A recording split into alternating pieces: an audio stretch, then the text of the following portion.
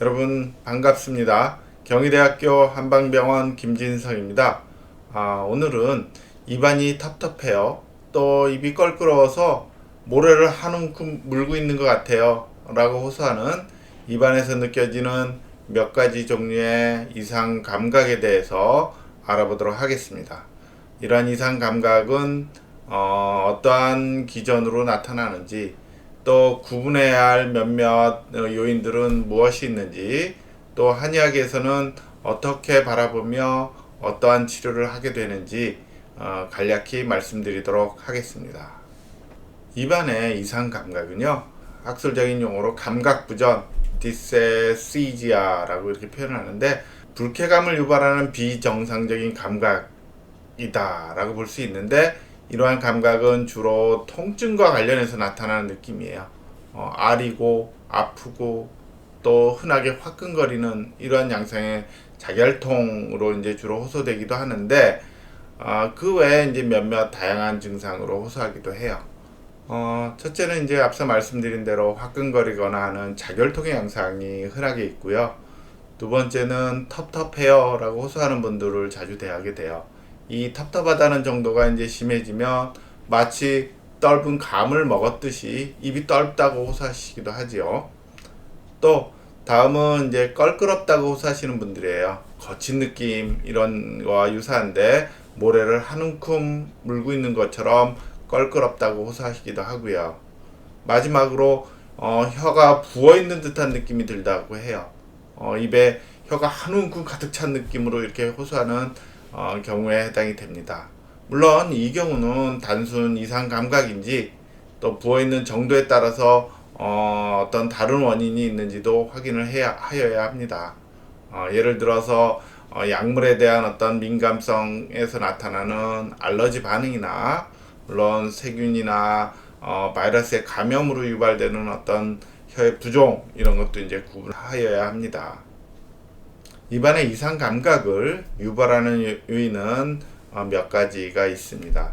첫째는 입안 내 환경을 잘 살피는 것이 필요해요. 특히나 이제 침이 적절히 잘 흘러나오는지, 물론 양뿐만이 아니라 침의 질도 확인을 하여야 합니다.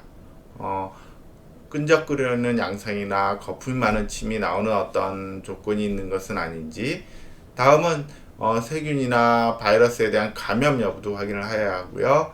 그 다음에 상시 먹고 있는 약물들이 맛에 대한 어떤 왜곡을 유발하는 이러한 조건도 있는지 확인을 해야 하며, 그 외에는 이제 미각을 느끼는 미뢰나 또 맛의 전달 경로에 있어서, 또 감각을 느끼는 신경의 신경 전달에 있어서 이상이 유발이 되어 있는지도 확인을 해야 합니다. 대표적으로 이러한 이상 감각을 유발하는 요인 중에 3차 신경통이 있을 수가 있어요. 이 3차 신경의 한 분지가 하악신경인데, 이 하악신경이 신경의 전달에 이상이 와서 이걸로 인해서 과한 감각, 특히 이제 화끈거리는 통증이나 아린 통증이 입안이나 또 턱 주위에서 같이 나타나기도 합니다. 입안 내 감각의 이상이 전달되는 신경 경로에는 3차 신경이 중요한 역할을 하고 있다라고 말씀을 드렸는데, 보시는 그림처럼 3차 신경의 한 분지가 하악신경이고요. 이 하악신경에서 한 가지가 혀신경을 이루고 있어요. 이 혀신경에서 감각의 변성이 유발이 되면 아리거나 아프거나 한 증상뿐만이 아니고 다양한 어떤 이상 감각들이 나타날 수가 있고요. 더불어서 얼굴 신경의 한 분지인 고삭신경이 맛을 담당하고 있어서 맛에 대한 자극이 감각과 서로 어우러져서 입안 내 이상 감각을 유발하게 되는 것입니다. 보시는 그림은 혀의 미뢰인데요. 이제 혀 후반부에 있는 성곽유두나 버섯유두에는 미뢰가 있어서, 이 미뢰에는 맛을 느끼는 신경과 또 감각을 느끼는 신경이 서로 영향을 미쳐서 감각의 이상을 이제 우리가 느끼게 되는 것이지요. 이렇듯 입안이 텁텁하고 껄끄러운 느낌과 관련해서 한의학에서는 구삽이란 병증이 있어요.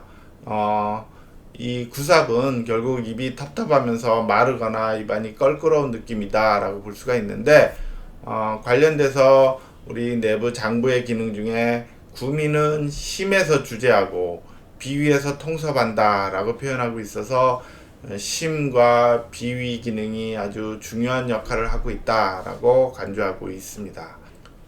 이렇듯 구강 내 이상 감각은 이제 입안 내 다양한 요인이 관여되어 있기도 하고요.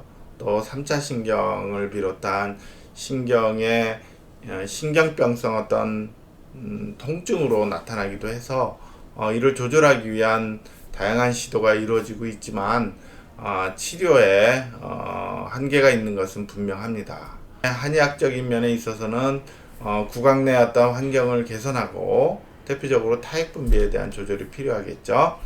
그 외에 이제 국소 미세순환을 촉진하는 의미에서 침 치료가 적극적으로 활용되고 있습니다. 예를 들어서 한방 치료에서 통증 조절을 위해서 침 치료가 우선적으로 선택이 되고 있고요.